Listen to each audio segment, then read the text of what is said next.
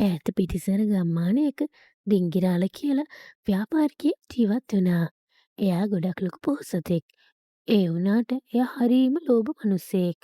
ගමේ ඉන්න ලොකුම පොහොසතා වුණත් රුපියලක් වියදම් කරන්නෙත් දහස් වතාවක් හිතලා. එදා අමාවක රාත්‍රිය.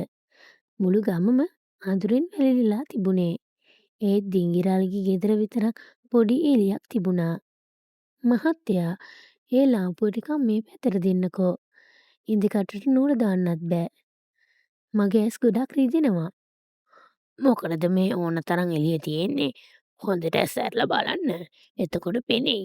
ලාම්පුව එහෙට මෙහෙට යනකොට ලාම්පුවේ තියෙන තෙල් ටික පිච්චෙනවා. තෙල් තියෙන ගණන් වලට නිකන් නාස්ති කරන්න ඕනද? දන්නවා. හැමදාම ඔය කියන එකනේ. තව ලාම්පුවක් හරි පත්තු කරන්න පුළුවන්නේ. මේ මහ කළුවරේ සතෙක් හරි දෂ්ට කළොත් මොකද වෙන්නේ? නිකන් බොරුවට බය වෙන්න එපා. අපේ ගෙදරට මොකටද නයි පොළොංගු වෙන්නේ?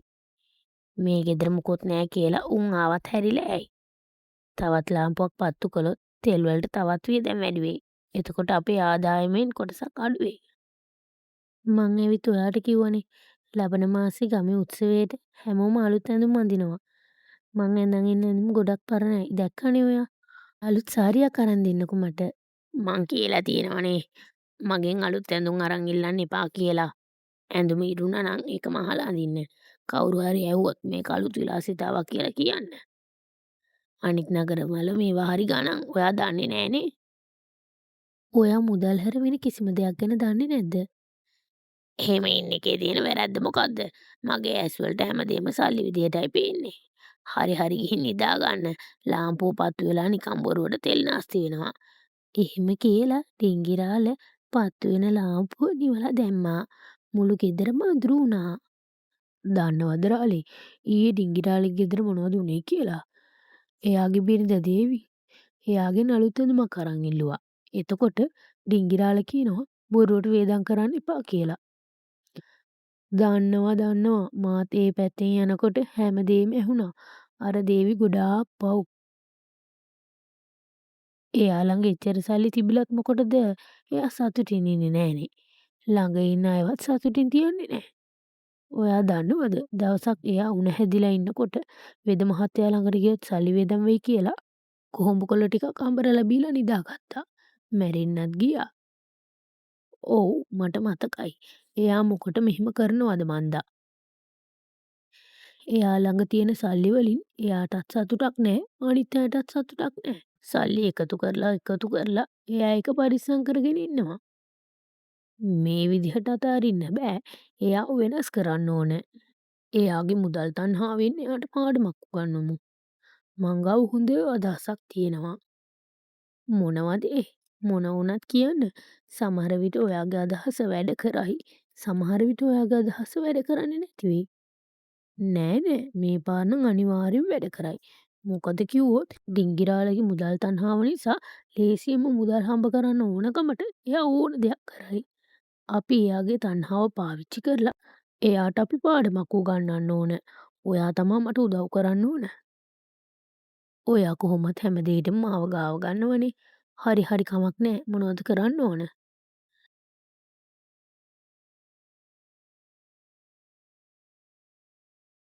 මේ අදහස ගොඩක් හොඳයි. එයාට මෙහෙම කළොත් තමා හරියන්නේ.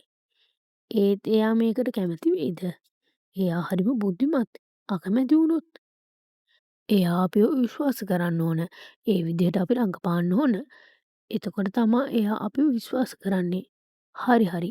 එයා කොහොමත් අපිට රැවටෙනවා. එන්න අපි වැඩේ පටන් ගමු. ඉතින් දවස් දෙකකට පස්සේ රාලයි මාතුනුයි ඕනකමින්ම ඩිංගිරාලගේ ගේ ඉස්සරහින් යනවා. එයාලා එන ගමන් හොරෙන් මොනවද කතා කරනවා වගේ රඟපෑවා. මේ හැමදේම බලාගෙන හිටපු ඩිංගිරාලට එයාලා ගැන සැක හිතුණා. මොකද ඔය දෙන්නා කොහෙද යන්නේ? මොනවද මේ මල්ලේ තියෙන්නේ? නිදානයක්වත් හම්බ වුණාද? මං නොදැනුවත්ව මොනවා හරි කරනවද? රාල බය වුණා වගේ රඟපානවා. ඩිංගිරාලයි අයියා මොනවද මෙතන කරන්නේ? අපි ඔයාව දැක්කේ නෑනේ. අපි නිකන් කැලෑව ඇතුළට ගිහින් ආවා. කැලෑව ඇතුළට මොකටද මේ අව්වේ යන්නේ? ඔයාලව බැලුවම නම් රහසක් හංගනවා වගේ. මට මොකටද හංගන්නේ? මට කිව්වේ නැත්නම් මම ගම පුරාම පතුරවනවා. නෑ නෑ අයියේ. ඒ රහස කියන්න හොඳ නෑ. කිව්වොත් ඒ ශක්තිය නැති වෙයි. අපිට යන්න දෙන්න අයියේ. මොනවා ශක්තිය නැති වෙයි? මොනවද උඹලා ඔය කියන්නේ? මට හංගන්නේ නැතුව ඇත්ත කියනවා. නැත්නම් ඔයාලා වැරදි දෙයක් කරනවා කියලා ගමේ හැමෝම ඉස්සරහා මං කියනවා. අනේ අයියේ එහෙම කරන්න එපා. අපි අයියට විතරක් මේ රහස කියන්නම්. වෙන කාටවත්ම කියන්න එපා. කැලෑව ඇතුලේ අරුම පුදුම ගහක් දැක්කා. මොනවා අරුම පුදුම ගහක්ද? ඒකෙන් මොනවද වෙන්නේ? අයියේ ඒ ගහ පොහොසත් කරනවා අපිව. යකඩ වුණත් රත්තරන් කරන්න පුළුවන්. ඈ? යකඩේ වුණත් රත්තරන් කරන්න පුළුවන්? ඔයාලා කියන්නේ මේ ඇත්තක්ද? ඇත්ත අයියේ විශ්වාස කරන්න. අපි මොකටද අයියට බොරු කියන්නේ? මේක අපිට තාපසතුමෙක් කියපු රහසක්. අපි දැන් තමා තඹ කාසියක් අරගෙන ගිහින් රන් කාසියක් බවට පත් කරගෙන ආවේ. රත්තරන් බඩු කඩේට ගිහින් පෙන්නුවා. මේක පිරිසිදු රත්තරන් කියලාත් කිව්වා. ඇත්තමද? හරි හරි. ඊළඟට මොනවද කරන්න යන්නේ? ඒකට පූජාවක් කරන්න ඕන. ඒකට බඩු ගොඩක් ඕන. ඒවා හරිම ගණන්. ඒකට තමයි අපි සල්ලි එකතු කරන්නේ. ලොකු පිත්තල භාජනයක් රත්තරන් කරගත්තොත් අපි කෝටිපතියෝ වෙයි. මෙයාලා කියන දේ ඇත්ත නම් කියලා වැඩක් නෑ. මගේ ගෙදර ඕන තරම් පිත්තල භාජන තියෙනවනේ. හැමදාම රත්තරන් කරගන්න පුළුවන්. ඒ පූජාවට සල්ලි කීයක් ඕන වෙනවද? ගොඩක් ඕන කරනවා අයියේ. ලක්ෂ ගාණක්. පිටරටින් තමයි බඩු ගෙන්නන්න ඕන. එතකොට තමයි පූජා හොඳට සිද්ධ වෙන්නේ. මොනවා ලක්ෂ ගාණක්?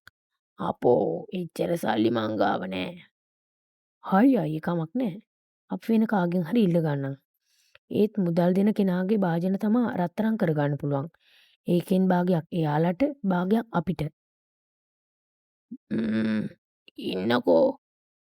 හරි හරි. ඔයාලට ඕන කරන සල්ලි මං දෙන්නම්.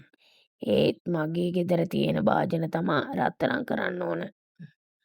ලැබෙන කොටසින් 4න් එකක් ඔයාලට. 4න් 3ක් මට. දැක්කද අයියා කොච්චර බුද්ධිමත්ද කියලා. හරි අයියේ. අපි මේකට කැමතියි. පූජාව රැට තියෙන්නේ. අයියත් ඉන්න ඕන. ඒත් පූජාව ඉවර වෙනකන් ඇස් අරින්න නම් බෑ. හරි හරි. මං ඒකට කැමතියි. රෑටම පූජාව කරමු. මං ගිහින් භාජනයක් අරන් එන්නම්කෝ. එදා රෑ තුන්දෙනාම ගම කෙළවර තියෙන කැලෑව ඇතුළට ගියා. රාළ පූජාවට අවශ්‍ය හැම දේම ලෑස්ති කළා. ඉතින් රාළයි මාතුනුයි වේලාසනම පිත්තල භාජනයකට රත්තරන් ආලේප කරලා හංගලා තිබුණා. අයියේ මෙතනින් නිද ගන්න. අපි දැන් පූජාව පටන් ගන්න යන්නේ. ඇස් අරින්න බෑ. කිසිම සද්දයක් බද්දයක් නැතුව ඉන්න ඕන. හරි. ඔයාලා කියන ඕන දෙයක් මං කරන්නම්. රත්තරන් භාජනයේ ඇස් වලින් දකින්නකම් මට ඉවසිල්ලක් නෑ. දැන්ම වැඩේ පටන් ගන්න. ඩිංගිරාල ඇස් දෙක වහගෙන බිම ඉඳගත්තා. ඉතින් ඒ දෙන්න කටට ආපු මන්තරේ කිව්වා. ඕම් කිරි කිරි කිරි ඩිංගිරාලගේ ලෝභකම් නැති වේවා. ඕම් කිරි කිරි කිරි දේවියක්කට අලුත් ඇඳුම් අරන් දේවා. මොනවද උඹලා ඔය කියවන්නේ? මේ මොන මන්තරයක්ද? මේක තාපසතුමා කියලා දුන්නු මන්තරේ. ඔයා දන්නේ නෑනේ කට පියාගෙන ඉන්න. ඉතින් එයාලා පැයක් විතර මන්ත්‍රේ ජප කරන විදිහට රඟපෑවා. ඒ අතරේ පිත්තල භාජනය වෙනුවට රත්තරන් ආලේපිත භාජනය මාරු කළා. අයියේ ඇස් අරින්න. පූජාවේ ප්‍රතිඵල ලැබුණා. ඔයාට වාසනාව පෑදුනා. ඇස් අරින්න. ඩිංගිරාල ගොඩාක් නොඉවසිල්ලෙන් ඇස් ඇරලා බැලුවා. මේක ඇත්තක්ද? මං දැන් කෝටිපතියෙක්. එතකොට තමා ඒ ගමේ කිහිප දෙනෙක් ඒ කැලෑව ඇතුළට ආවේ. මොකද ඩිංගිරාල මේ මහරෑ කැලෑව ඇතුළේ මොනවද කරන්නේ? බලන්න මගේ වාසනාව. මම පිත්තලේ රත්තරන් බවට පත් කළා. දැන් මේ ගමේ ඉන්න ලොකුම පෝසතා මම. ඉන්න ඩිංගිරාල.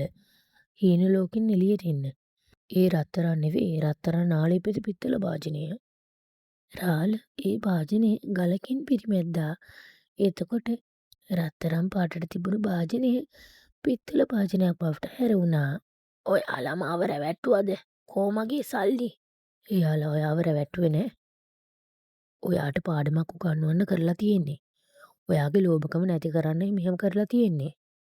ඔව් ඩිංගිරාල ඔයා දුන්නු සල්ලි වලින් පන්සලේ දානයක් දුන්නා. ඔයා ඔයාගේ බිරිඳට ඇඳුමක්වත් අරන් තින්නේ නෑනේ. දැන් ඔයාගේ සල්ලි වලින් මුළු ගමම කනවා. සල්ලි හම්බ කරලා විතරක් වැඩක් නෑ. ඒකෙන් සතුටක් නැත්නම්. ඔයාගේ සල්ලි ඔයාම වේදම් කරන්නේ නැත්නම් මොකටද හම්බ කරන්නේ? ඩිංගිරාල ලැජ්ජාවෙන් ඔළුව පහත් කරගත්තා. පළවෙනි වතාවට එයා කරපු වැරැද්ද එයා තේරුම් ගත්තා. එදායින් පස්සේ ඩිංගිරාල එයාගේ ලෝභකම සම්පූර්ණයෙන්ම අතෑරියා. තමන්ගේ බිරිඳට ඕන කරන හැම දෙයක්ම අරන් දුන්නා.